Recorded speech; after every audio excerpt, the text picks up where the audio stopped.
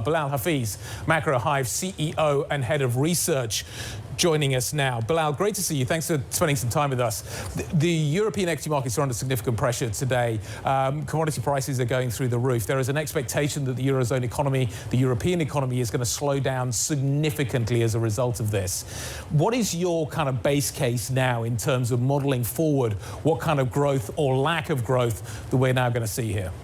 Well, the way I'm thinking about this is there's two dimensions to this. One is the collapse of the Russian economy and what impact does that have on world growth, which is not much because the Russian economy isn't large enough. But the larger impact, it has to be the energy side. Not only is the nat gas rise, but also the rise in oil prices, which could potentially really dramatically reduce global growth. And so in my forecast base case would be to expect Europe to slow down significantly for a very high chance of recession, if not that to be a base case. And I think to some extent, markets are underestimating the full impacts of such a large oil shock that we are likely to see or are seeing. Wow, a European recession potentially just on the kind of heels, essentially, of a pretty record recovery. Is that a situation that you can see for other parts of the world as well as a consequence of those really sky-high oil prices? Let's say the United States, for example. Yes, absolutely. And I think that is something markets are severely underpricing. At the moment, if you look at market dynamics, the market is essentially localizing this crisis more to Europe. Now, other markets are being impacted, but it's really Europe that's taking the brunt of all the weakness. So markets are kind of telling you that this is, in the end, this will impact Europe much more than elsewhere. But if oil prices do continue to move up and stay high, then that will certainly, in my view, dramatically increase the risk of a US recession. If not, again, like with Europe, make it a base case for this year. What's the policy response to that? I think the policy response is very difficult, and I think this adds to the recession risk because the initial policy response to all of this, especially for the US, will be to continue to raise rates because they'll view this as an inflation shock. But as time goes on, it'll be very evident that this is more of a growth shock. And this is unlike other crises that we've seen where it's been very easy for central banks to hike rates because inflation has been very low. So this is an incredibly difficult challenge for policymakers. And I think monetary policy isn't the right response necessarily. There has to be some kind of fiscal response. I'm curious about that monetary response, though. At what point does that divergence that you're seeing in the United States versus China versus the ECB actually kind of butt its heads against some of the issues that you're seeing on the geopolitical front, on the commodities front? Can you square the issues here when it comes to the commodity surge versus the varying inflation expectations you're seeing around the world? Yes, absolutely. You know, I think there's a few different channels here. One is the oil shock itself, which would be a global shock to not only Europe, but also to China and the US. We have to remember that Russia is one of the largest oil producers in the world. And so if we lose even a few million barrels of oil a day, that will have a big impact on supply. But not only that, we're also seeing an impact on shipping and air cargo as well. So this, we suffered all these supply chain issues due to COVID. Now we have another one because of this conflict that's escalating in Russia, Ukraine. So we have the supply chain issue transmitting itself around the world. And this will take time for it to show up in the data. We're seeing it in market prices, of course, but in terms of real economic data, it will show up a bit later. So there, I think, will be a convergence of all of these dynamics for all the major regions of the world. What does it mean for stocks? I think overall this is bearish for stocks. Of course, European stocks have tumbled significantly already, and I think there's probably more scope for it to go down. I think the risk here is that not only do you see European declines, but you also see significant US declines. So what does it take to rebound then? Because one of the big questions, at least for me, is simply that if we're so dependent on Russian barrels of crude, of Russian commodities in particular, that's really behind this price surge, at what point does the market price in the fact that we're not going to get these crude barrels back? So how do you essentially prepare for that scenario? Or, on the other hand, are investors pricing in the idea that perhaps we might actually see some of these commodity exports come back on the market? What's the take?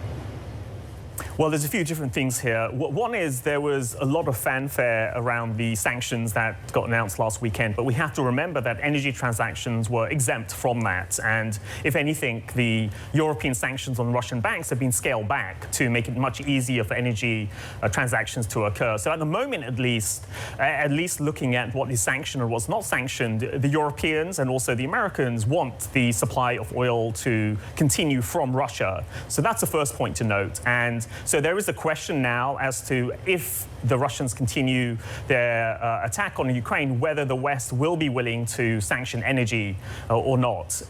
Biden certainly has suggested that is a possibility, but we don't have a consensus of that, and that's not actually the case right now. So that's one thing.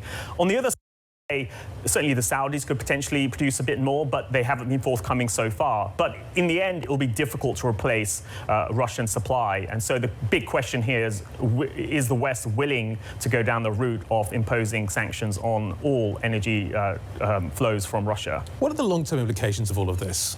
Have we re-established the Iron Curtain? Is Russia now effectively sealed off as long as Vladimir Putin remains in the Kremlin? What does it mean for China in terms of its approach? What does it mean for Taiwan and China's relationships? We are seeing, it feels like we're seeing some sort of tectonic shifts, significant ones here. And it's going to take a while to digest the implications of them. But at this early stage, what are you kind of seeing? I mean, obviously, one has to be careful to make big predictions at this time of uncertainty, but why not? One thing I would say is that the European response has been very interesting in terms of how fast they've switched their position. So the Germans now are willing to increase their military spending. They're exporting military weapons to another country, which is a huge U-turn. So that suggests that Europe could start to build up its military and could become a global military power along with US and China. The other one is that there could be a much more aggressive push to wean Europe off nat gas supplies from Russia. So this would mean that there's a possibility of Europe endorsing nuclear, particularly Germany. So that could be one consequence of this. Now, on the Chinese side, I think there's a few different dimensions to this. One is it's become very apparent that all of the dollar reserves they held may not be as much of a buffer or protection for them going forward. So they'll look to diversify that. The question is, what can they diversify it to? One would be gold. Another would be for them to not do as many transactions in dollars, so encourage the internationalization of the renminbi and invoice everything to renminbi so they don't need to accumulate dollars. I think in terms of China, Taiwan, I think the question, that's a bit trickier. This certainly does show that the West does have a powerful non-military tool to prevent attacks on other countries, which the Chinese will be wary on. But more generally, I think from a global perspective, this just adds to the case of we're entering a world where globalization or global political order or some consensus around what international institutions are there to mediate between the different regions, that's gone. It's now a question of regional powers and sort of bilateral agreements and checks and balances on this alliances. I'm so glad you brought up the reserve story and the currency story, because that's literally where I want to go next when it comes to China in particular, because a good chunk of the Russian reserves in particular were in the yuan. And now, just given the amount of kind of sanctions that are being put on this, really as a function of the use of the dollar, of the euro, to what extent does that kind of threaten the need for the dollar or threaten for the need for the euro in the longer term? This idea that companies need to start, or actually countries, excuse me, need to start building up their defenses, not necessarily through arms, but through currencies, and kind of reduce some of that exposure. How much of that is a reality, say, in the long term? I think there is a possibility of that happening. The real challenge here ultimately is that the dollar in particular benefits from network effects. It's like social media, you know, the dominant currency ends up getting the full network effect, which everybody needs to be attached to ensure the oil of global capitalism will work, so to speak. And to find a rival system is quite hard. So in reality, there's really only the renminbi, which is the alternative system that one could use. So there could be a move towards China, but the issue there is the renminbi, there are capital controls there, so there are also strings attached with the renminbi system as a whole. So it's hard to see a full replacement of the dollar. At the margin, one could say there will be some recognition that countries need to move away from a complete reliance on the dollar system, whether it's SWIFT or dollar invoicing, and move towards other currency invoicing. It'll be interesting to see what India does, because they're caught in between, and they do have aspirations to be a dominant global power. So in some ways, this could be the beginning of the formation of a new global multipolar system, which will also manifest itself in currencies and the financial architecture of the world as well. Where does crypto fit into that? Well, the knee-jerk reaction would be that this should benefit crypto in the sense that crypto is an alternative to the dollar and to gold, and it's harder for it to be sanctioned. At the same time, though, what this has also shown is that the West has woken up to see that crypto needs to be regulated a lot more. And what's interesting is that many exchanges, crypto exchanges, and other wallets and such have started to sanction Russian entities. So this idea that if you have crypto, you're completely immune to state intervention appears to not be the case. So in one way, this is a negative. It shows that there is the reach of authorities into crypto. On the other hand, if crypto does enter the regulatory framework, it could make it easier for institutions to adopt it rather than purely in retail.